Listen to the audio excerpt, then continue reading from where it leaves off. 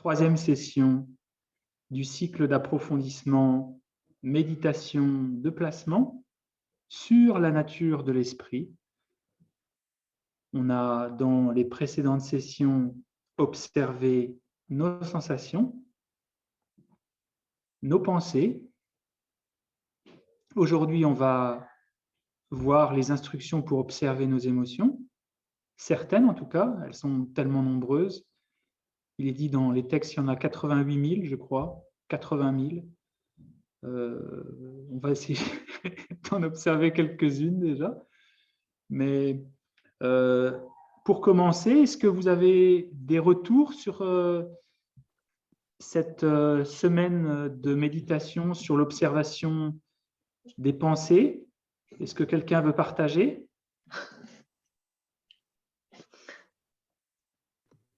Moi, je veux bien dire un truc. Ah, ben alors vas-y, Catherine. Je voulais juste dire qu'on parle souvent de dialogue intérieur pour ces histoires de pensée, et que justement, ce qui m'est venu en pratiquant cette semaine, c'est que le dialogue, c'est le dialogue, ça pourrait être en tout cas le dialogue que nous entretenons avec nos pensées. Donc, on pourrait dire, on laisse les pensées à leur monologue et nous, on s'abstient. Voilà, je voulais juste partager ça. Oui, alors tu as raison, on parle, et je l'ai vu dans un texte de Situ Tempaninje qui dit qu'il y a deux types de pensées, celles qui sont les pensées les plus grossières et les pensées qui pensent aux pensées. Les pensées qui commentent les pensées, ça c'est les pensées subtiles. Et nous, on voit dans la méditation de l'observation du contenu de la sphère mentale qu'il y a plein de choses qui surgissent. Ça, c'est presque impossible à contrôler, en tout cas au départ. Donc, il faut observer ces choses-là sans les commenter, sans ajouter de commentaires à ces choses qui, de toute façon, surgissent. OK? Quelqu'un d'autre voudrait partager? C'est intéressant pour moi de voir comment ça s'est passé pour vous. Est-ce que c'est facile? Est-ce que… Oui, Mélusine? Ouais, je voulais juste dire que, quand on avait fait, dimanche dernier, ça m'avait, quand on observait nos pensées en même temps de la méditation sur le souffle, j'avais trouvé que mon observation du souffle avait jamais été aussi, claire que, à travers cet exercice-là et du coup, maintenant en fait, je le fais systématiquement, je l'intègre à ma méditation du souffle et ça permet de vachement calmer mes pensées et du coup, que tout mon esprit soit vraiment focalisé sur le souffle, c'est vraiment, hyper intéressant comme exercice. Alors, merci pour ce retour. Et ça montre une chose, ça montre que… Et ça, c'est décrit dans les textes, donc on voit que quand on le met en œuvre dans la méditation, ça fonctionne. Il est décrit dans les textes qu'il ne s'agit pas seulement de se focaliser totalement sur un objet, il faut qu'il y ait une partie de l'esprit qui soit à même de traiter aussi toutes les distractions, toutes les interférences mentales. Et on dit qu'il faut qu'il y ait à la fois la pleine conscience qui est cette corde qui va nous unir à l'objet, qui va unir l'éléphant indompté de l'esprit au pilier de son objet.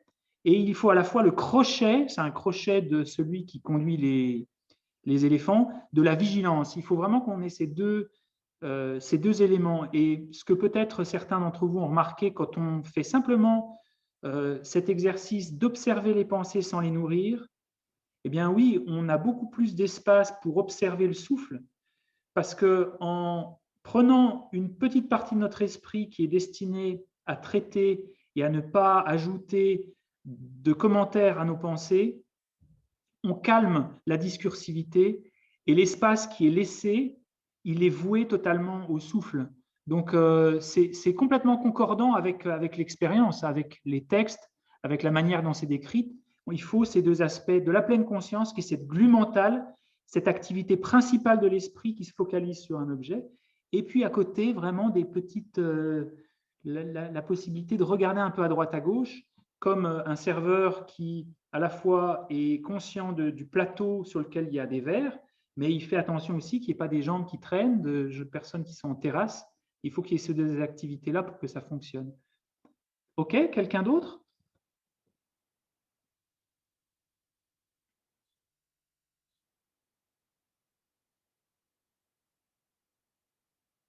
D'accord, bon, ben, on va continuer. De toute façon, c'est un processus qui prend du temps. C'est vraiment quelque chose sur lequel vous pouvez revenir. Bon, je le dis à peu près de tous les sujets que j'enseigne, hein, donc ça, c'est guère original, mais principalement celui-ci, c'est presque un mode de vie, et en tout cas dans les textes et dans la voie spirituelle, ça doit devenir un mode de vie d'observer les choses qu'on pense quand on les pense, les choses qu'on dit quand on les dit, les choses qu'on fait quand on les fait, parce que sans quoi on laisse passer énormément de choses qui pourraient être un support à notre compréhension de nous-mêmes aussi. Donc, ce qu'on va voir aujourd'hui, c'est l'observation des émotions. On va plonger un peu plus profondément. La première session, c'était nos sensations, le type d'expérience qu'on faisait, qui était un petit peu comparé à la température du lac. Les deuxièmes, c'était ces vaguelettes, ces petites vaguelettes de pensée qui agitent la surface du lac. Et maintenant, on va voir l'observation de nos émotions qui est un peu comparée à la couleur, à la teinte du lac. Et je vais commencer par parler un petit peu de ces émotions, après quoi on va essayer d'en observer quelques-unes. Et puis après, le but de ces sessions, on se souvient, c'est à la fois de développer une forme de compréhension de l'environnement mental qui est le nôtre, mais également de se servir de l'esprit et surtout de se servir de l'esprit pour développer du calme mental. Et vous avez peut-être certains ou certaines d'entre vous observé que quand on est conscient de ces choses-là, qu'on fait et qu'on dit, eh bien oui, ça laisse énormément d'espace pour cultiver la sérénité, le calme mental, la paix, parce que une grande partie de notre énergie est vouée à penser, aux choses qu'on pense, est vouée à juger les choses qu'on pense, à traiter les choses qu'on pense, et ça prend énormément d'énergie. Donc, ce qu'on voit aujourd'hui, c'est ces émotions. Qu'est-ce qu'elles sont? À quoi elles servent? Où elles se trouvent? Et pour commencer, on va parler de ce lac. Ce lac qui, lorsqu'il est totalement apaisé, il reflète l'environnement autour de lui. Et c'est vraiment cette qualité réflective de la conscience qu'on doit observer parce que dans la méditation de placement, la méditation de concentration, on observe la surface du lac et on voit les choses en dépendance de cette réflexion. Mais le lac peut être de différentes couleurs. Vous avez remarqué peut-être parfois que quand des vitres ont une couleur un peu cuivrée, les choses qui se reflètent dans cette glace, une glace, pardon, pas une vitre, ont cette couleur cuivrée également. Sur la surface d'un lac, un lac très bleu va teinter de bleu les choses qui s'y reflètent. Et un lac, si vous deviez monter en montagne à 2000 mètres et voir un lac complètement bleu, et le lendemain matin revenir avec le lac qui était complètement plein de boue, évidemment qu'à l'instant même, vous verriez la différence, vous direz « Waouh, incroyable, il était bleu, il reflétait tout en bleu, maintenant il reflète tout en marron. » Enfin, on ne l'exprimerait même pas, ce serait implicite du moment où on le voit, mais ce serait très, très manifeste, ce serait très grossier. Bah oui, bien évidemment qu'on le remarquerait. Et ces émotions à l'intérieur de nous, elles fonctionnent de la même manière que la couleur du lac, c'est-à-dire qu'elles teintent. Leur fonction, une de leurs fonctions, c'est de teinter nos expériences. Elles colorent les choses, c'est comme des lunettes de soleil un peu. Mais il se passe quelque chose de singulier avec l'esprit, c'est que si on prend comme exemple l'esprit et qu'on l'exemplifie comme la surface du lac, il se trouve que le lac de l'esprit change de couleur sans arrêt. Et pour une raison qu'on va essayer de déterminer, on ne le sait pas, on ne le voit pas. On n'est pas conscient que ce lac change de couleur sans arrêt. Il passe du bleu au rouge, au vert, et on n'a aucune, on a un petit peu, je ne vais pas dire qu'on n'a aucune, mais on a peu de reconnaissance de ces changements. si on voyait le lac et qu'il changeait de couleur, même un peu d'un jour à un autre, on le remarquerait. Et pourtant, nous changeons de couleur parfois sur l'appréciation qu'on a d'une personne, par exemple, le jugement qu'on émet d'une personne.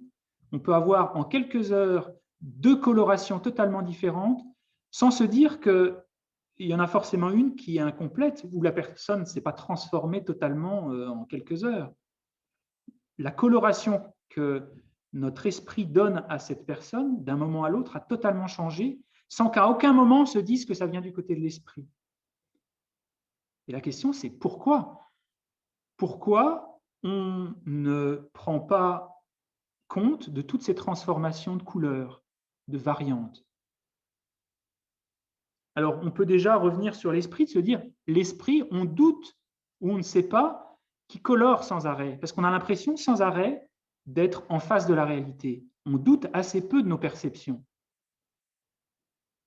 Et ça, il y a des moyens, des anomalies qui sont simplement sur des objets visuels qui nous permettent de voir que l'esprit, il procède par apparence et que l'esprit peut se tromper.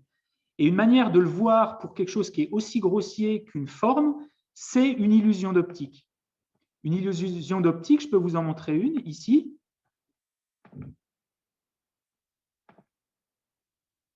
C'est quelque chose dans lequel ce qui est représenté à la surface devant nous ne correspond pas à la manière dont on le perçoit. C'est-à-dire que là, on perçoit comme si les lignes verticales étaient courbes. C'est-à-dire que notre cerveau est dupé d'une certaine manière. À la surface de votre ordinateur ou de votre téléphone ou de votre tablette, les lignes sont totalement parallèles. Les lignes horizontales sont totalement parallèles, mais elles apparaissent comme courbes. Parce que la lumière est transmise à votre rétine, qui est décodée par votre cerveau, qui l'interprète d'une certaine manière. Et ça, c'est très manifeste parce que ça a trait à une image, à quelque chose de physique devant nous. Mais c'est beaucoup plus difficile à déterminer pour des images mentales, pour des émotions. Je vais prendre un autre exemple. Une autre illusion d'optique. On a l'impression que les cercles, je ne sais pas si vous allez voir de manière assez nette, que quand vous fixez les cercles, si votre écran est suffisamment grand, on a l'impression que les cercles ils tournent. C'est-à-dire que là, on prend vraiment conscience de ce que ça veut dire une apparence mentale. Ça veut dire que les choses comme elles sont sur mon écran n'existent pas de la même manière que la manière dont je les perçois. Parce que moi, je les perçois et elles tournent. Or, sur mon écran, elles ne tournent pas. Hein. Il n'y a pas de… Et là, on se dit, bon, c'est vrai que mon cerveau, mon esprit transforme un petit peu la réalité sur quelque chose de très, très grossier. Une dernière, alors celle-là, j'espère que je vais pouvoir vous la montrer. C'est une vidéo. Alors, vous voyez bien la vidéo? Donc là, vous allez fixer ce point au milieu, ici, là, la croisée de ces deux droites, et vous ne fixez que ça. OK? Et vous avez des grandes stars qui passent de chaque côté, et vous allez voir que les stars, qui sont normalement assez belles, hein, je ne sais pas si c'est tous des top modèles, enfin bon, bref, et elles vont être déformées à votre conscience. Alors, je vous laisse regarder. Vous fixez sur la croix. Vous restez fixé dessus. Vous ne regardez pas les personnes. Et au départ, on a l'impression que les personnages, il y a Clint Eastwood qui passe. Et au fur et à mesure, les personnages deviennent un peu monstrueux. Si vous restez fixé, je trouve ça génial.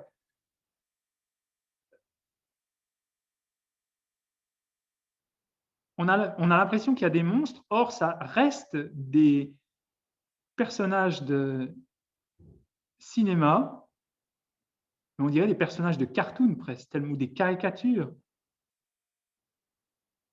Je vous envoie le lien si ce n'est pas manifeste, si vous ne le voyez pas, Vous pourrez le voir sur un écran plus grand.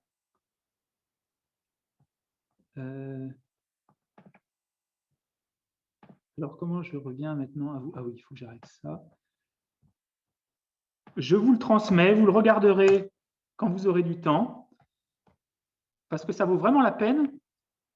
Et c'est un support, ça c'est un support à la méditation presque,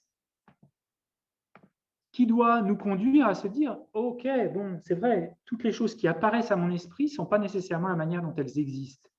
Et ça, c'est pour quelque chose de visuel. Quand on parle des émotions, on n'a même pas le support physique de l'image, parce que c'est vraiment seulement du côté de l'esprit.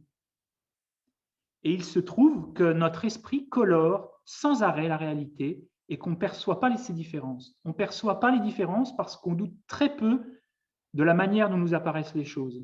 Quand une personne que je rencontre m'apparaît comme étant détestable, on ne doute pas de ces choses-là. On doute rarement de ses apparences. Même si l'instant d'après, il va me dire un mot gentil et que tout à coup, cette personne va m'apparaître super. Oh tiens, oui, c'est vrai qu'il est sympa. Sans savoir que le premier moment, j'ai pensé totalement la même chose. Je ne m'en souviens même pas vraiment. Je ne m'en souviens pas et j'avais l'impression d'avoir raison au premier moment et j'ai l'impression d'avoir raison quand je perçois cette personne comme étant très sympathique. Et on passe de l'un à l'autre, d'une coloration à l'autre, sans voir qu'il y a eu un complet revirement de couleur à la surface du lac. Et ça, je vous pose la question, pourquoi on ne le perçoit pas? Pourquoi on ne perçoit pas ces changements, ces altérations dans la perception qu'on a de notre environnement?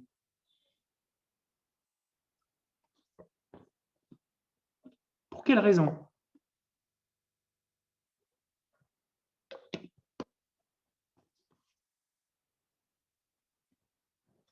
Bon alors, ok. On n'est pas Annie. On n'est pas présent à la réalité telle qu'elle est. Alors, on n'est pas présent à la réalité telle qu'elle est, sans doute. Et la réponse, qui serait la réponse classique, c'est de se dire qu'on n'y est pas habitué. On n'est pas habitué à regarder à l'intérieur. On n'est pas habitué à tourner l'esprit vers nos émotions, vers notre faculté à teinter la réalité. C'est-à-dire que ces choses et ces colorations de l'esprit, elles existent toujours, elles sont toujours là, mais comme elles sont dans l'obscurité de l'esprit, que cet esprit, on n'y a pas encore tourné une lumière, ou pas complètement, ou un peu, ou pas suffisamment, eh bien, ces différences de couleurs, on ne les perçoit pas. Et le moyen de trouver que ces différences de couleurs, elles procèdent certaines par anomalie, qu'il y a des anomalies, c'est-à-dire que la personne ne peut pas avoir changé complètement de ce moment à l'autre. Il y a soit un moment, je me suis trompé, soit elle est tout à coup plus humaine, cette personne. Et le moyen de reconnaître les anomalies, c'est la méditation. À la fois par l'observation du contenu de nos expériences, par nos émotions, et puis aussi par le doute, par la réflexion, la manière dont cette personne m'apparaît, est-ce qu'elle existe vraiment de cette manière-là? Et on se rend compte que la coloration de nos perturbations mentales, en l'occurrence l'aversion, l'avidité, ça transforme la couleur du lac d'une manière qui déforme totalement la chose qui est reflétée. Et ces anomalies, on les découvre à travers la réflexion, à travers l'observation de nos émotions. Donc, c'était petite introduction. Parce que maintenant, la promesse, c'est de se dire, si j'étais consciente de la transformation de coloration à la surface de mon lac intérieur, je pourrais immédiatement me défaire de la colère, par exemple. Parce que je saurais, attends François, là, la couleur mentale est passée au rouge profond, là. Et tu sais que quand c'est le cas, la personne t'apparaît complètement détestable, comme si elle n'avait jamais rien fait de bon, alors que c'est quand même ton partenaire depuis plus de 20 ans. Et on verrait immédiatement, par observation de nos émotions, qu'on exagère la perception qu'on a d'une personne, d'une situation. Donc ça, c'est vraiment le grand point positif de l'observation de nos émotions. c'est par habitude de commencer à douter de nos expériences, parce qu'il y en a certaines qui donnent l'impression d'être réelles, mais qui ne le sont pas, et surtout qui nous conduisent à des actions qui sont démesurées, qui ne sont pas en lien avec la chose comme elle existe, et qui conduisent à la souffrance. C'est le postulat qu'on a vu la fois dernière, d'enlever les voiles, mais c'est également de rétablir une coloration correcte à ce lac, de cesser d'avoir ces colorations extrêmes, l'extrême rouge, l'extrême bleu. Non, il faut avoir un lac naturel qui reflète les choses comme elles sont. Parce que tant qu'on voit les choses en rouge, on n'est pas dans la réalité vraiment. On ne prend pas des décisions qui sont en lien avec la réalité. Donc, elles manquent. Elles ne tapent pas la cible. C'est comme si on visait à l'arc et qu'on n'était pas vraiment dans la cible. Donc, c'est un potentiel immense de pouvoir reconnaître ces perturbations, ces colorations, et de savoir, OK, ces choses-là, c'est des colorations. C'est pas vrai, c'est pas la manière dont les choses existent. Mais maintenant, on parle des émotions. C'est quoi une émotion? Une émotion, c'est une manière de connaître. C'est vraiment la manière la plus simple de la définir. Cette émotion, c'est une manière de connaître. C'est un filtre. En gros, c'est un filtre, une émotion. Certains des filtres, ils vont avoir une tendance à être comme une lentille de télescope qui nous met en contact avec la réalité. On peut dire ça, c'est une forme de sagesse. C'est un filtre, mais qui nous fait percevoir les choses plus en profondeur. Et puis, il y a des filtres qui sont complètement opaques presque.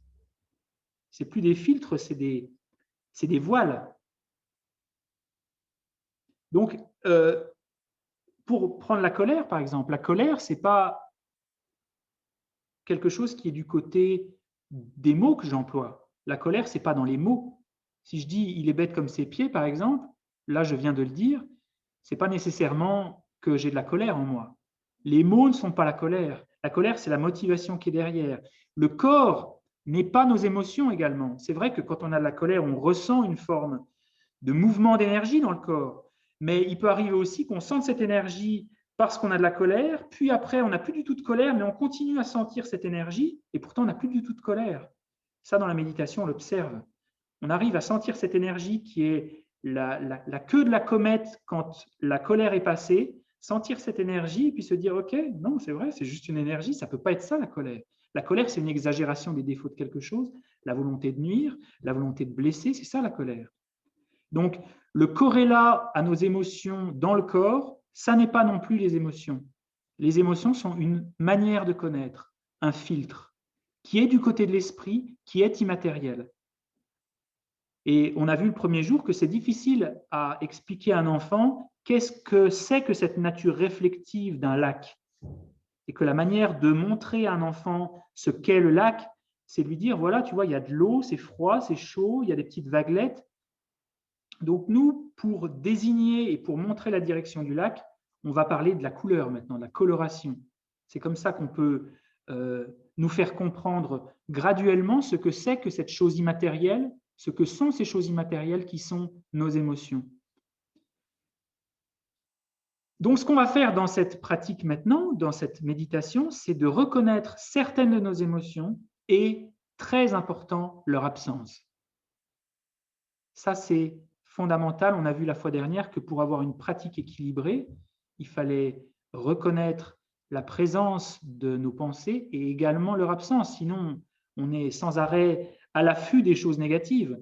Il ne faut pas qu'on devienne ce chasseur à l'affût d'une seule proie, et encore plus une proie qui est effrayante un petit peu. Il faut que notre piège, notre réceptivité mentale, elle soit à même de capter à la fois les choses positives et à la fois les choses moins positives et à la fois l'absence de ces choses-là. Donc, dans le sutra qui s'appelle le sutra d'établissement de la pleine conscience, on a cette pratique pour observer nos émotions et en général, on observe la présence de l'avidité, l'absence de l'avidité, la présence de l'hostilité, l'absence de l'hostilité, la présence de la méconnaissance, l'absence de la méconnaissance, la présence du doute, l'absence du doute, la présence de l'excitation, l'absence de l'excitation, mais ça fait beaucoup de choses. ça fait beaucoup de choses et je pense que pour y aller progressivement, on va plutôt essayer d'observer cette… Et puis d'ailleurs, cet attachement, pour être sûr qu'on visualise, qu'on observe l'attachement et pas plutôt une forme d'aspiration, une forme de souhait, parce que tous les souhaits qu'on a ne sont pas de l'attachement nécessairement. Le souhait d'aider les autres, ce n'est pas une forme d'avidité, ça peut l'être, mais ce n'est pas nécessairement une forme d'avidité. Donc, nous, on va essayer d'observer dans un premier temps la propension à être attiré par quelque chose. On va observer l'attraction, notre esprit qui est attiré par quelque chose. Plutôt que de parler de la colère et de l'avidité, on va observer tous les moments où on a une forme d'attraction pour quelque chose.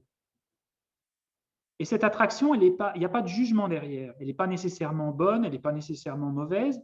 Elle peut être l'attraction du désir, elle peut être l'attraction de l'aspiration, de la bienveillance, de l'amour. Voilà, j'aimerais bien que ma famille soit heureuse. C'est une forme d'attraction. C'est une forme, on est attiré à ce que les êtres qu'on connaît soient heureux, par exemple. Donc, c'est vraiment une catégorie neutre, l'attraction, dans laquelle il peut venir plein de choses. C'est plus facile d'observer nos émotions quand on commence par ça, plutôt que de pointer vers l'avidité, parce que l'avidité, il faut déjà la définir, c'est plus long.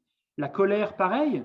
Il arrive très souvent qu'on soit en colère sans le percevoir. Donc, comment nommer quelque chose qu'on ne sait même pas qu'il existe parce qu'on ne l'a pas vraiment défini? Il faut déjà le trouver, c'est beaucoup plus long. Donc, on va essayer de percevoir à la fois l'attraction et la répulsion. Et la répulsion, ce n'est pas non plus négatif. Hein. Ça peut être simplement, voilà, je n'ai pas vraiment envie de ça. Je suis en train de méditer sur le souffle, j'ai une distraction, je n'ai pas envie de la chasser, cette distraction, mais une forme de répulsion, je n'ai pas envie de ça, je reviens sur le souffle. Ce n'est pas du rejet nécessairement, ce n'est pas quelque chose dans lequel on a de l'animosité. Donc, on va, dans cette méditation, observer l'attraction, la répulsion et l'absence de ces deux choses. Alors, c'est tout simple, hein, quand on le dit comme ça, et pourtant, c'est déjà nous mettre en contact avec nos émotions, avec ces mouvements de l'esprit, avec ces mouvements à aimer, ces mouvements à rejeter, parce qu'après, on peut beaucoup plus être à même de comprendre l'attachement, de comprendre l'avidité, mais aussi tous ces facteurs mentaux positifs, la sagesse, la bienveillance, l'amour, l'altruisme, l'effort joyeux, la générosité, tous ces facteurs mentaux constructifs. Mais commençons par déjà, grossièrement, sentir l'attraction, sentir la répulsion et sentir quand ces choses sont absentes. Et quand ces choses sont absentes, c'est très important à observer, peut-être moins sur ces catégories attraction-répulsion, mais il peut arriver que des pratiquants, des méditants, sachant qu'ils ont un problème avec l'avidité, par exemple, ou l'attachement, ou les addictions, soient sans arrêt en train d'être à l'affût de la présence. Ah oui, tu vois, j'étais sûr que ça allait venir. J'étais sûr. Et de toute façon, je suis que ça. De ne tendre un filet à papillon que pour leur attachement. Évidemment, ça, en plus, si ce n'est pas conjoint avec le souffle, avec une encre, ça devient assez négatif comme pratique. Et il n'y a pas une grande différence entre ça et une forme de rumination. Alors, entre observer, être à l'affût des moments où l'attachement, l'avidité va venir, et de se répéter, ben moi je suis comme ça, de toute façon je suis toujours comme ça, il n'y a pas de grande différence. La différence dans la méditation qu'on fait, c'est l'encre du souffle, encore une fois, et d'observer leur absence. Et dans l'enseignement qui va être présenté au mois de juin sur les 4 pouvoirs d'opposition, comprendre le pouvoir que ça a d'observer quand on a l'impression qu'on a une habitude qu'on n'arrive pas à dépasser. Par exemple, j'arrête pas de penser à la nourriture, par exemple, d'observer l'absence de ces choses-là. C'est vraiment la petite fissure dans laquelle on va mettre le doigt, puis la main, puis vraiment l'étendre jusqu'à ce qu'on voit qu'on a beaucoup de moments où on a une absence totale d'envie pour la nourriture, si c'est le cas qu'on a cette habitude de la nourriture qu'on voudrait dépasser. Parce qu'il y a quelque chose de très singulier dans l'esprit, c'est qu'il est difficile de transformer une habitude tant qu'on a l'impression qu'on est totalement fusionné avec elle. Mais moi, je suis comme ça, de toute façon, j'ai ça en moi. Donc là, on va observer l'absence de ces choses-là, jusqu'à temps qu'on se dise « Waouh,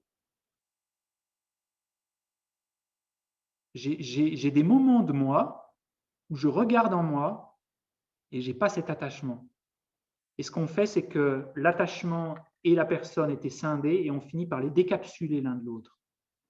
Ce processus assez simple, par simplement observer que parfois il y a un moi sans avidité, on décapsule l'avidité de la personne et c'est le meilleur moyen de transformer une habitude, c'est de se décapsuler de nos habitudes. Et le pire moyen ou le moyen de perpétuer nos habitudes, c'est de se dire que les deux sont complètement fusionnés. Ça, c'est une indication fondamentale de décapsuler l'un avec l'autre. J'ai ces moments où il n'y a pas. Et quand on le reconnaît clairement et qu'on le fait avec habitude, qu'on reconnaît tous ces moments où il n'y a pas ces perturbations, cette faim, cette envie de manger, par exemple, si c'est celle qu'on prend, on se dit, mais en fait, je ne suis pas ça. Et d'ailleurs, je n'ai pas faim. J'ai vraiment pas faim. Là, maintenant, je n'ai pas faim. J'ai l'impression d'avoir toujours faim. Et comme j'ai l'impression d'avoir toujours faim, je mange toujours. Mais si je vois tous les moments où j'ai plus faim, je commence à rencontrer une partie de moi-même qui n'est plus celle qui a toujours faim, qui est celle qui n'a pas toujours faim. Et on découvre une autre partie de nous-mêmes qui est le support, elle, à transformer une habitude. OK ? Donc, ça a vraiment une fonction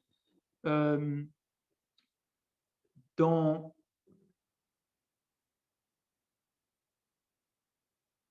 la transformation de l'esprit, d'observer également l'absence de ces choses-là. Donc, on doit observer l'attraction, la répulsion, l'absence de ces choses-là. Et par répétition, vous allez voir que vous découvrirez plein de choses de vous. Nous, on le fait pour développer le calme mental. Une fois qu'on va être un petit peu habitué à nommer ces choses-là en nous, après, on va cesser de les nommer et simplement les laisser passer. Voilà, il y a de l'attraction. Et plutôt que de m'identifier à cette chose-là, de me dire, ben voilà, tu vois, tu as encore ça. Et on fait ça d'ailleurs, on nomme les choses en nous parce qu'on a l'impression que ça va servir à quelque chose. Je nomme les choses en moi parce que je pense que ça va me permettre d'en sortir. Or non, ça perpétue quelque chose. Ça perpétue l'habitude. Donc là, on a cet attachement ou cette aversion, cette répulsion, et on ne les nomme plus. On les reconnaît et on reste concentré. On reste sur le souffle et on laisse ces choses passer. Et qu'est-ce qu'on fait? On apprend ce qu'est vraiment ce qu'on appelle la discipline éthique, en fait. C'est de rester équanime, de ne plus s'engager dans le contenu de ces expériences-là. Et l'équanimité, c'est quelque chose qu'on arrive à parfaire quand on développe le calme mental. Il y a 9 étapes et à la dernière, on a vraiment le développement de cette équanimité. Cet esprit totalement relax, comme si on était sur un transat, vraiment devant une belle rivière. Toutes les choses passent et nous, on est relax dans le transat et on voit les choses passer, quelles qu'elles soient. Les choses qu'on pensait avant horribles, les choses sur nous-mêmes, le jugement, la colère, toutes ces choses-là, elles passent et comme on ne les nourrit pas, elles font que demeurer quelques instants seulement. Et par habitude, elles vont se dire, bon, attends, si tu ne me regardes pas, je vais cesser de passer. Moi, j'ai besoin de faire mon show, j'ai besoin d'avoir… Je suis une artiste. La colère, elle pense comme ça, elle passe devant nous, il faut qu'on la regarde. C'est comme ça qu'elle a envie de revenir, de faire son show. Regarde, du rouge. Non, si on cesse de la regarder, ben, elle va commencer à être ennuyée de notre passivité et elle va se réduire en nous. Donc, simplement par observer l'attraction, la répulsion, la neutralité, l'absence de ces choses-là, et de s'y fixer sans même plus les nommer. On les reconnaît, on est conscient de ces choses-là, mais on leur donne le minimum d'énergie. Et le minimum d'énergie, c'est juste savoir qu'elles sont là, c'est même pas de les nommer. Ça, c'est dans la dernière étape, dans la méditation de placement. OK? Donc, on va faire un test maintenant, ce test de la méditation. On peut prendre quelques instants pour se souvenir de ce qu'on doit observer dans l'esprit. Et là, comme c'est une méditation analytique, vous avez le droit de vous souvenir. On n'a pas le droit, on essaie de ne pas se souvenir trop dans la méditation de placement, mais là, on a le droit de se souvenir. C'est-à-dire que vous avez une pensée que vous avez eue il y a quelques secondes, aussi bête que d'avoir envie de changer de position, par exemple. Et on peut se dire, est-ce que c'est une forme de répulsion ou de... Je ne sais pas si répulsion, ça n'a pas une connotation un peu négative. Attraction. Qu'est-ce qu'on aurait de mieux que répulsion, peut-être? Ce n'est pas une forme de rejet, c'est se défaire de quelque chose. Évitement. Évitement, peut-être évitement. Vous voyez le sens, hein, il faut que ça reste neutre, il ne faut pas que c'est une connotation, le rejet de quelque chose avec animosité. C'est plus se défaire, l'évitement de quelque chose. Quand l'esprit veut quelque chose, quand l'esprit ne veut pas quelque chose, et quand il y a une absence de ces deux facteurs. Et mine de rien, c'est déjà l'observation de nos émotions. Ce n'est pas des émotions qu'on a nommées, parce qu'après, on peut aller dans l'observation de l'attachement et ainsi de suite, mais ça reste quand même une observation de nos manières de connaître. OK? Donc, vous pouvez, dans un premier temps, vous souvenir si les choses sont trop subtiles et que vous les oubliez, les pensées que vous avez eues il y a quelques secondes. Vous pouvez vous en souvenir et se dire, ça, c'était quoi? C'était de l'aversion? C'était plutôt de l'évitement? Ou quelque chose que j'ai envie de rencontrer, que j'aime, qui me satisfait? Et l'exercice que vous avez fait la fois dernière sur l'observation des pensées, il nourrit l'observation des émotions. Quand vous avez bien clair à l'esprit les pensées que vous avez, par entraînement, alors vous pouvez plus facilement déterminer est-ce qu'elles étaient conjointes à une forme d'attraction ou d'évitement. OK? On peut faire quelques minutes comme ça.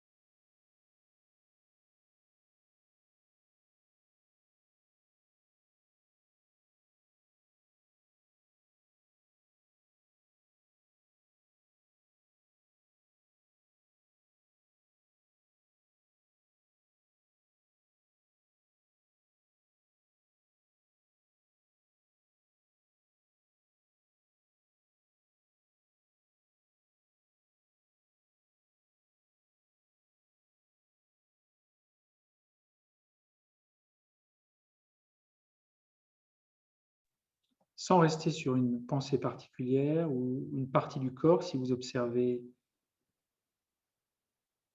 la présence de l'attraction ou de l'évitement dans la sphère tactile, par exemple, essayez d'avoir la tendance à aller d'un objet à un autre, pas trop rapidement, une pensée à une autre.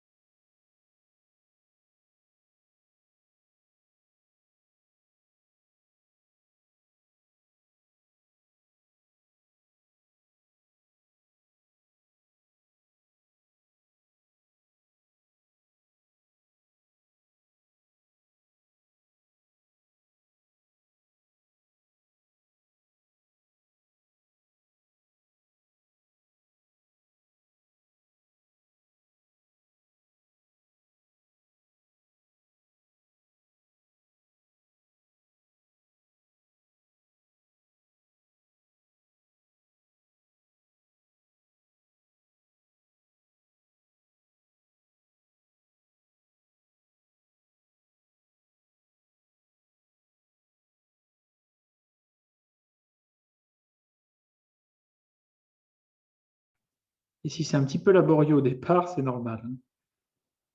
Par l'habitude, vous allez voir, c'est beaucoup plus simple.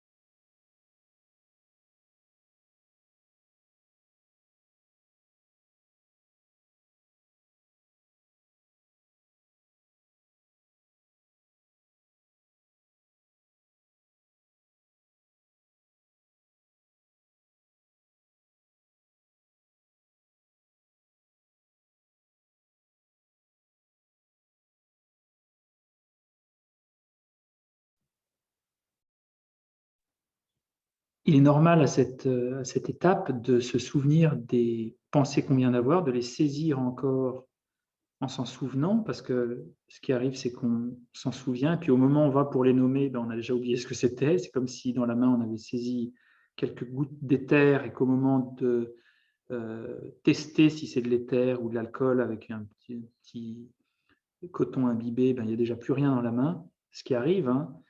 Il faut s'en souvenir suffisamment pour qu'on puisse encore le regarder quand il va s'agir de le nommer et de voir si c'était de l'attraction, de la répulsion ou l'absence de ces deux facteurs. En fait, ce qu'on fait ici, c'est qu'on essaie d'établir c'est quoi ma motivation, comment je réagis aux choses, comment mon esprit se teinte des choses à mesure euh, quels sont les objets de mon expérience.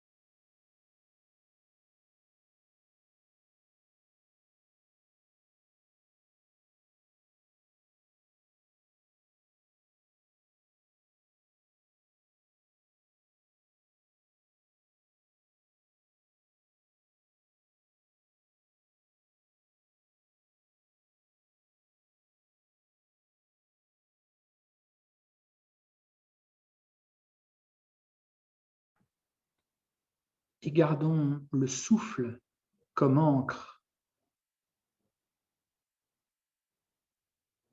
pour éviter la dérive, pour éviter de partir dans le film de commenter ce qui se passe. C'est comme si on était pris en plein courant là, dans cette activité et qu'on tienne fermement avec une main la rive ou un arbre en travers. Et ici, c'est le souffle. On garde une partie de notre esprit qui est observante du souffle et une autre partie de notre esprit, de temps en temps, va aller sonder notre motivation et déterminer si elle est de l'ordre de l'attraction, de la répulsion, de la neutralité.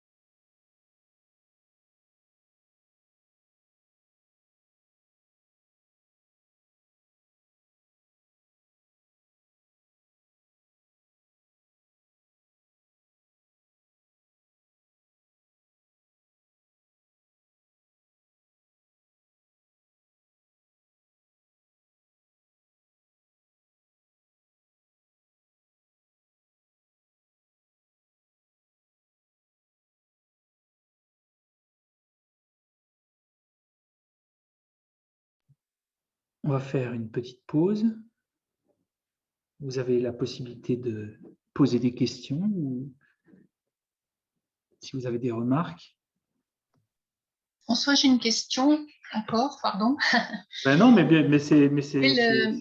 Quelle différence tu fais entre donc, aversion, répulsion ou évitement, absence de l'un et de l'autre, et sensation plaisante, déplaisante ou neutre?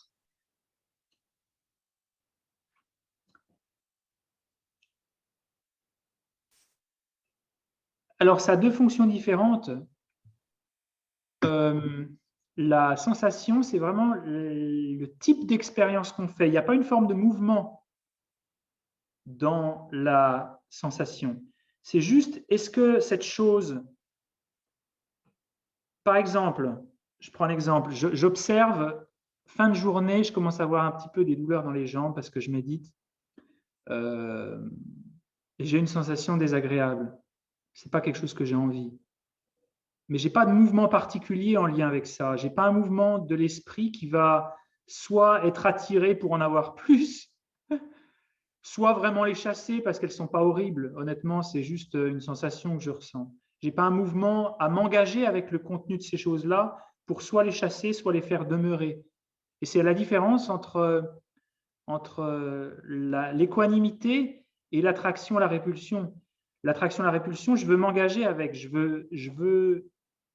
y a un mouvement de l'esprit. Dans l'attraction et la répulsion, c'est comme si on est sur la rive et qu'on voit ces choses passer. ces rondins, ces troncs d'arbres, et puis qu'on a envie de nager avec, par exemple. Au fur et à mesure qu'on fait ça, on se dit non, bon, bah, c'est peut-être pas si rigolo à faire, et on finit par s'installer dans le canapé ou dans le transat et on voit les choses passer. Il n'y a plus le mouvement d'aller vers ces choses-là, soit pour perpétuer la sensation agréable si c'est une forme d'attraction, soit pour se défaire de la sensation désagréable s'il y a un mouvement de répulsion dans l'esprit. En fait, c'est deux facteurs mentaux différents, c'est deux filtres de l'esprit qui ont des fonctions différentes. Il y en a un, il teinte les choses simplement en plaisant, déplaisant, et l'autre, il teinte, mais il se dirige aussi vers.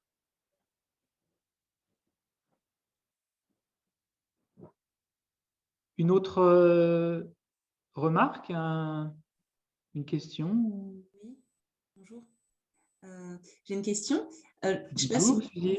Oui, bonjour, François, si tu m'entends. Oui. Oui. Une question, en fait, c'est pour... J'ai du mal à distinguer, tu l'as un peu expliqué, mais l'attraction d'un désir qui serait pas forcément si fort. Enfin, des fois, je me dis que j'ai des désirs, par exemple, bon là, c'était le cas il y a quelques mois, mais maintenant, ça s'est arrangé, mais d'une promotion que je voulais dans mon travail, j'étais tellement attachée que j'y pensais tous les jours et je me disais que je ne serais pas heureuse si je n'avais pas cette chose. Et je sentais que ça me rendait malheureuse d'imaginer que si ça ne marche pas, je serais mal. Et enfin, c'était un peu un cercle vicieux. Donc, ce serait peut-être une forme d'attraction.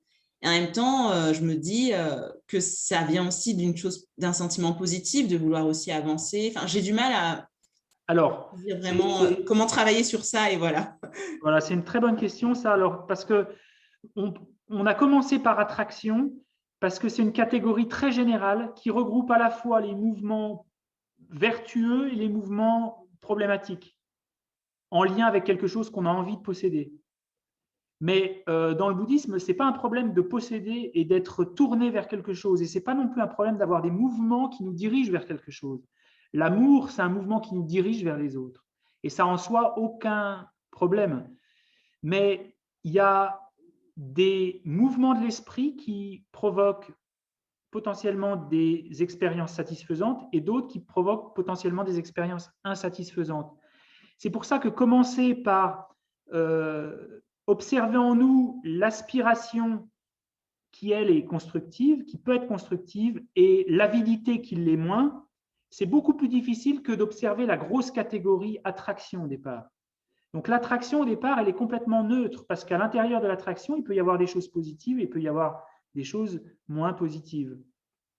Donc c'est vraiment une catégorie neutre. En termes de débat, on dirait qu'il y a trois possibilités entre le désir et l'attraction. Le désir, c'est nécessairement de l'attraction, mais ce qui est de l'attraction n'est pas nécessairement du désir, par exemple. Ou plutôt entre l'attachement, disons, désir, c'est encore autre chose, entre l'attachement et l'attraction. Entre l'avidité et l'attraction, il y a trois possibilités. C'est-à-dire que l'avidité, c'est nécessairement une forme d'attraction, mais toutes les attractions ne sont pas nécessairement une forme d'avidité. Par exemple, l'aspiration à aider les autres, ce n'est pas de l'avidité. C'est quelque chose de constructif, mais c'est quand même une attraction. On est attiré vers quelque chose, on est poussé vers quelque chose. Et donc, comme toutes les pratiques de la méditation doivent être progressives, on va déjà dans les grosses catégories avant d'aller dans les détails. Je ne sais pas si ça répond à ta… Oui, oui, je vois. D'accord. Je t'en prie.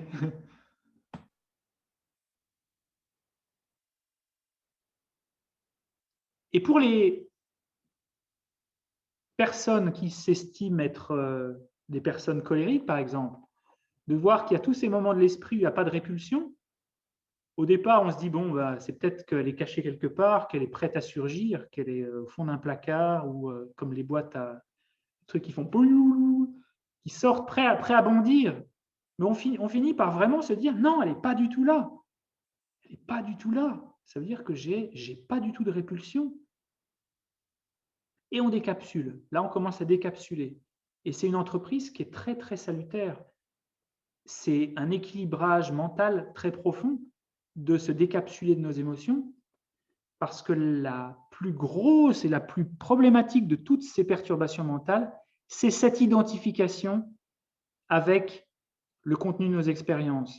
C'est-à-dire, je suis mes émotions et je suis de manière permanente. Les deux ne sont pas du tout dissociables. Ben, si elles sont dissociables, parce que regarde, je me regarde à l'intérieur et qu'est-ce que je vois? Je vois moi, François, qui est toujours là, sans répulsion, sans attraction. Et là, c'est vraiment la preuve par l'observation. Hein. Et c'est très salutaire, c'est très salutaire, c'est très libérateur, c'est très calmant. C'est très calmant de faire ça. Mais dans le sens, pas juste calmer de manière transitoire, c'est un calme profond. Et c'est pour ça que ces méditations-là sont des méditations qu'on emploie pour atteindre le calme mental, parce que observer la présence et l'absence de l'avidité, c'est le meilleur moyen de couper court à la manifestation de ces choses-là dans notre esprit. Donc, dans les différentes vidéos que je vais vous transmettre pour vous suivre dans cette semaine, il y en a une qui va être sur ce sujet, l'attraction, la répulsion, la neutralité, puis l'autre qui va aller un peu plus loin sur l'attachement, l'hostilité et l'absence de ces deux facteurs, de ces deux émotions. Et ce qui est difficile avec l'attachement, ce qui est plus difficile qu'avec simplement l'attraction, c'est que l'attachement, sa définition, c'est quelque chose qui exagère. Mais en regardant simplement à l'intérieur de soi, on ne peut pas le voir, cette exagération. C'est quelque chose de caché. Pour comprendre qu'on est en train d'exagérer sur l'appréhension qu'on a d'une personne, par exemple, il faut réfléchir. L'observation ne suffit pas. On ne peut pas regarder en nous et se dire « Ah, ça, c'est l'attachement ». La manière de comprendre qu'on est dans l'exagération, c'est de se dire « Bon, est-ce que la personne est quelque chose d'autre? Est-ce qu'elle est complètement incroyable? Est-ce qu'elle n'a pas aussi des problèmes? Donc, c'est faire usage de raison. Ce n'est pas simplement en observant la personne et en la regardant dans les yeux qu'on finit par… Non. Tout ça pour dire et rappeler que la compréhension précède l'observation pour certains sujets. Ce n'est pas on observe et après on comprend. Là, pour l'observation de nos perturbations mentales, c'est la compréhension de l'attachement qui conduit à l'observation en nous. Ça, c'est très, très, très, très, très, très important, ça. Déjà, on comprend ce que c'est que l'exagération par observer la personne. Si j'ai vraiment voilà, j'ai un téléphone portable, j'ai, oh là là là, incroyable, iPhone 15. Je le laisse tomber là, il ne se cassera jamais. Il a une coque blindée en carbone, titane, carbone, incroyable. Donc ça, en observant, je ne vais pas savoir que j'exagère, ça va être difficile parce que j'ai tellement de projections, mon esprit, le lac de mon esprit est tellement… là, il y a les petites paillettes, là, ça pétille. En observant simplement, je ne vais pas me dire c'est de l'attachement, parce qu'on observe ces choses-là. Mais en utilisant la raison, en me disant est-ce qu'il est vraiment comme ça? Ça veut dire que s'il est vraiment dans cette nature-là, dans 15 ans, je vais pouvoir le sortir et je ne vais pas être ringard. Je ne vais pas être ringard avec mon iPhone 15 alors qu'on en est à l'iPhone 37. Or, bien sûr, c'est ce qui va se passer. Cet objet, de manière transitoire, va devenir has-been à un moment. Ce n'est pas dans sa nature d'être incroyable. Il l'est juste en ce moment. Et puis, il va finir par tomber, de toute façon, tomber dans les toilettes. Et il ne va pas y résister. On se dit, bon, il n'est pas aussi incroyable que ça, il est un petit peu comme tous les autres, c'est un objet qui ne va pas demeurer. Et qu'est-ce qu'on est en train de faire? On utilise la raison. Et c'est avec une raison profonde qu'on va pouvoir déterminer que, bon, ouais, bon, je me suis peut-être un petit peu enflammé là, sur ce téléphone. Et après, on va pouvoir observer l'esprit quand on a de l'attachement et dire, ah, ça c'est de l'attachement. Parce que tu te souviens que non seulement l'objet n'existe pas de cette manière, mais tu te souviens comme tu exagères. Quand il apparaît avec toutes ces paillettes, hop, je mets la note attachement. Mais ça succède à la compréhension. Ça, c'est important. Donc, c'est pour ça qu'observer l'attachement et l'hostilité, c'est plus difficile parce que ça nécessite d'avoir déjà compris qu'on était dans l'exagération. Or, très souvent, on est dans ces choses-là sans y prendre garde. Donc, on va faire à nouveau un peu d'observation de ces trois facteurs que sont l'attraction, la répulsion et la neutralité. C'est ce qu'on va faire seulement aujourd'hui. Dans cette semaine, vous allez peut-être pouvoir observer la présence de cet attachement, mais sachant que plus vous aurez réfléchi sur et déminé l'exagération, plus il sera facile de nommer. Parce que sinon, si on dit c'est juste de l'aspiration, en fait, je suis juste content de l'avoir, ce téléphone. Je ne suis pas vraiment dans la projection, je suis juste content de l'avoir, ce téléphone. Ben non, il faut utiliser le raisonnement pour voir que non, je projette un petit peu des qualités qui n'existent pas du côté de l'objet. C'est pour ça que c'est plus difficile d'observer et de noter j'ai de l'attachement que de noter j'ai de l'attraction. Parce que l'attraction, c'est pour toutes les choses, qu'elles soient véritables, qu'elles soient projetées comme elles sont ou pas comme elles sont. Vous voyez un petit peu la nuance? Ok, donc on va continuer à observer. Une partie de notre esprit va être observante du souffle pour garder une encre, et l'autre qui, de temps à autre, pas trop souvent, peut essayer de se souvenir d'une pensée qu'on vient avoir, par exemple, une pensée qu'on vient d'avoir, et de la noter en disant bon, c'est quoi ça? Plutôt l'attraction. Et il peut y avoir une forme de réflexion, hein, ça ne vient pas tout de suite, on a plus le tampon, toi c'est bon, toi, pas, ça vient pas, ça peut prendre un peu de temps. Hein.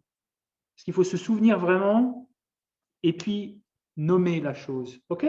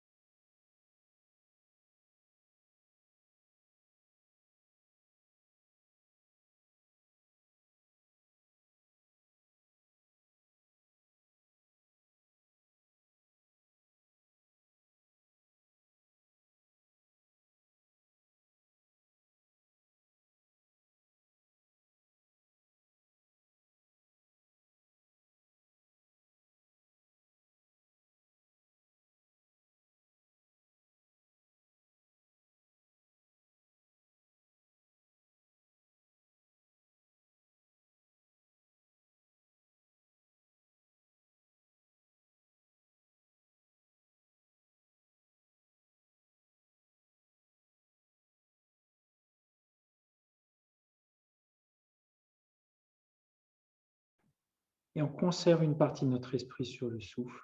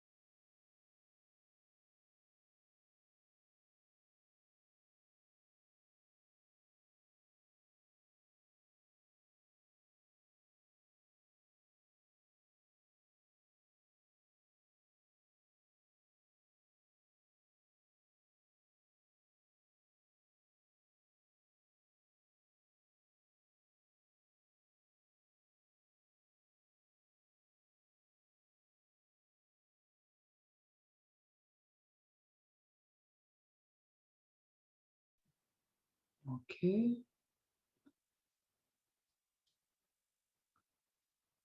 Si vous voulez, vous aurez le loisir de répéter ces choses-là.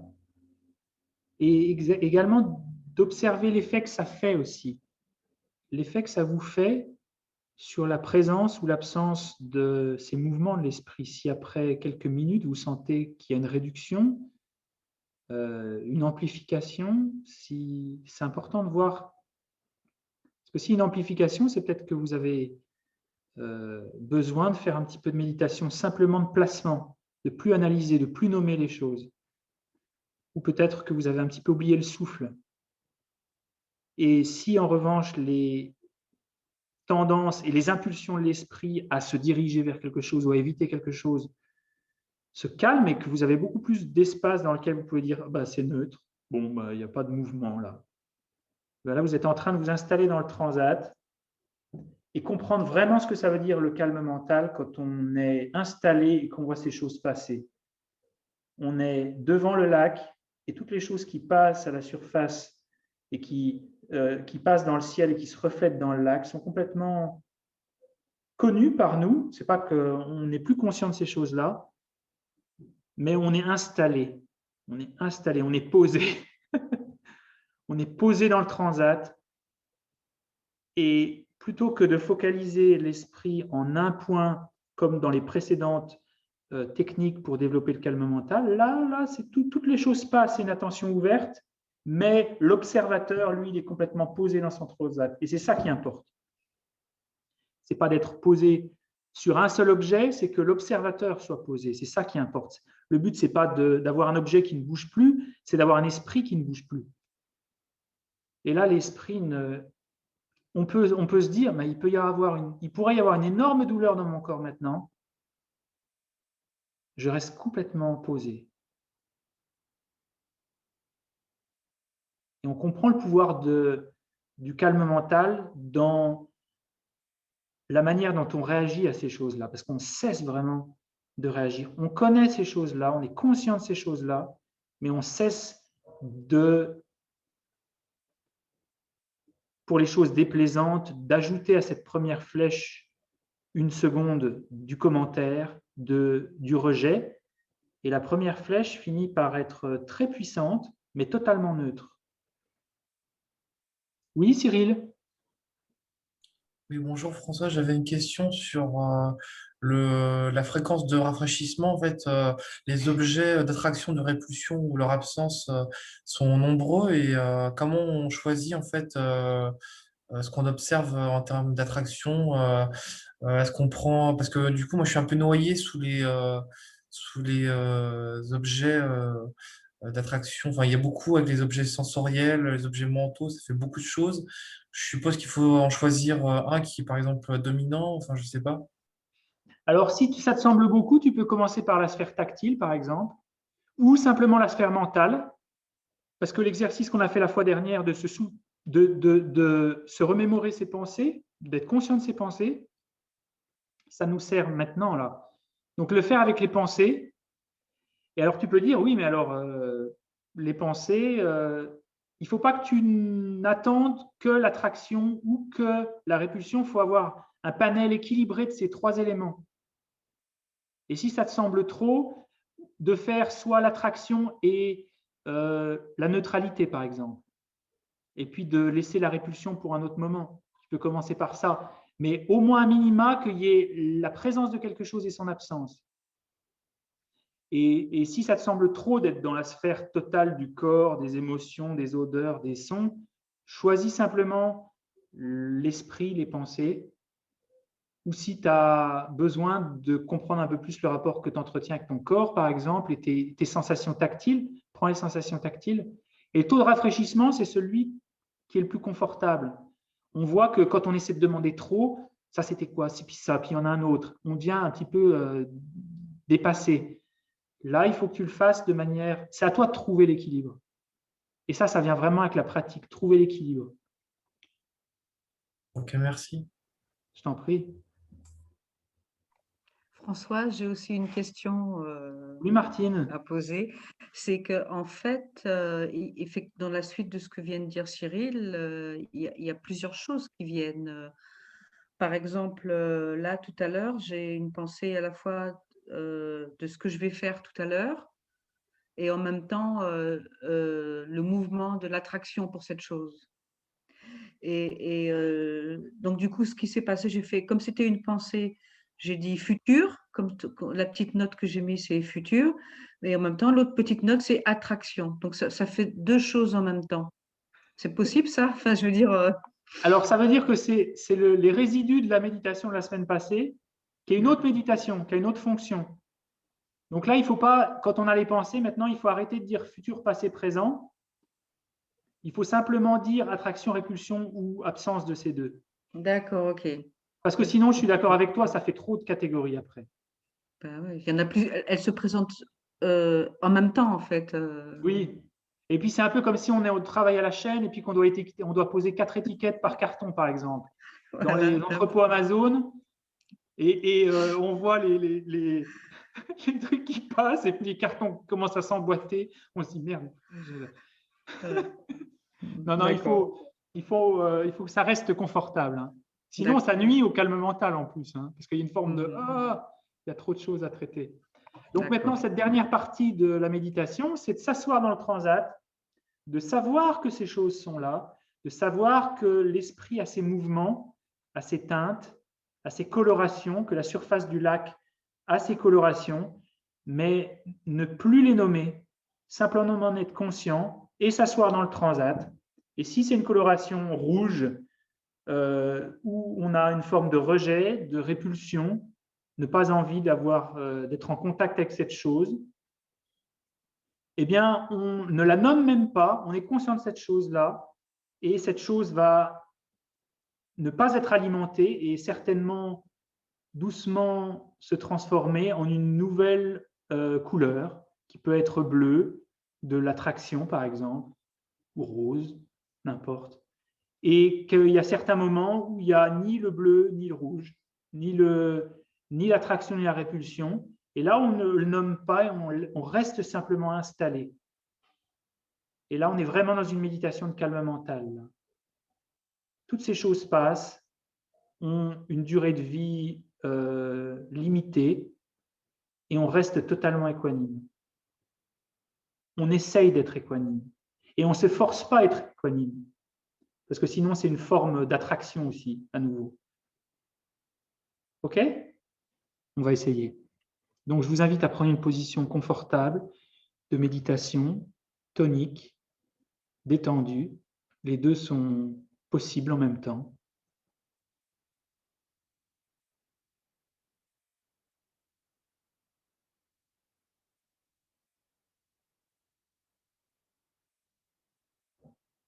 Et devant nous, on a cette rivière de l'esprit dans laquelle passent de beaux objets, des voiliers, des choses plaisantes, et les sacs poubelles. Et on ne va pas essayer d'aller chercher les sacs poubelles et de les sortir de l'eau. On ne va pas essayer non plus de monter dans les voiliers pour partir en croisière. Et on ne va pas non plus essayer de nommer les voiliers, de dire ça c'est des voiliers, ça c'est des poubelles, où tout à coup il n'y a plus rien sur la surface de la rivière. On est simplement réceptif, conscient de ces choses sans les nommer. Et on s'installe dans cette perception ouverte et néanmoins concentrée.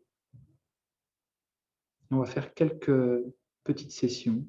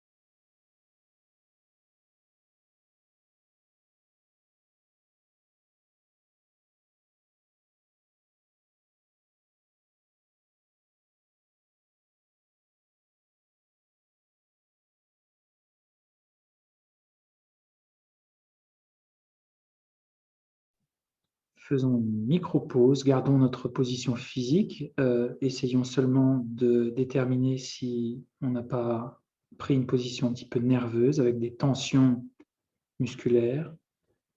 Observons le rythme de notre souffle qu'on souhaite naturel pour accompagner l'esprit dans cette méditation de placement, méditation de concentration.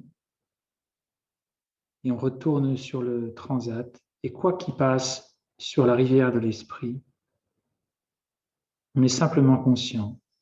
On ne s'attache pas. On ne chasse pas. Et même quand il n'y a rien, c'est parfaitement équivalent pour nous.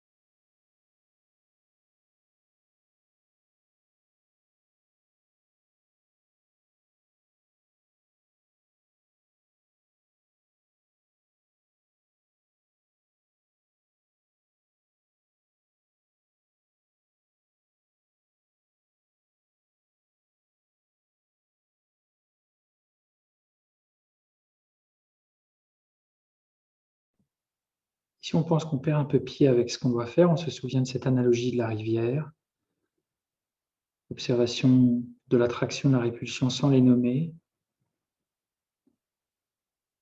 On peut faire usage de raisonnement, juste ce qu'il faut de temps pour rétablir ce qu'on doit faire, et après passer en mode non discursif, non analytique, et s'installer et regarder.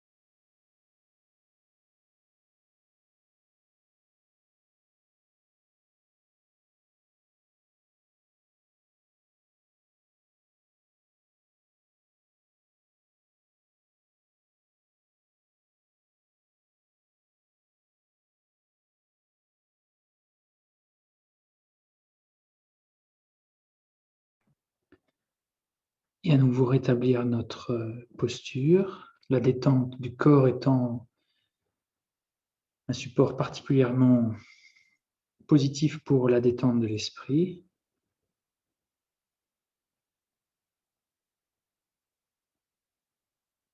Et on va observer à nouveau ces émotions, ces teintures de l'esprit, ces mouvements de l'esprit. En leur offrant le minimum d'énergie, de savoir simplement, et savoir même sans nommer. C'est le minimum d'énergie qu'on peut leur allouer. Et on reste installé. Et on concentre notre esprit sur cet espace ouvert devant nous.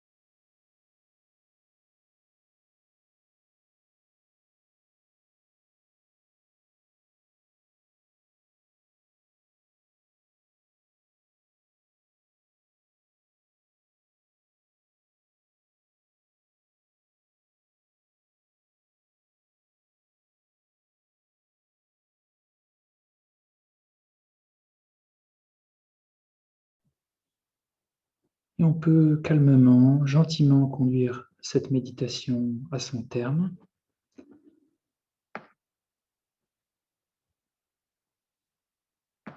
On aura la semaine prochaine plus le loisir de méditer sur le calme mental parce que, en fait, une fois qu'on a ces étapes préparées de ce qu'on a fait durant ces 3 premières sessions, eh bien, les suivantes, c'est-à-dire la suivante, la dernière, observer la nature de l'esprit, va être beaucoup plus, pas facile, mais accessible en tout cas.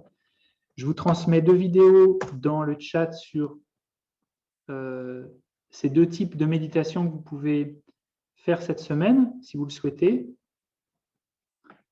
Et puis, je crois qu'il y a également celle-ci que je peux...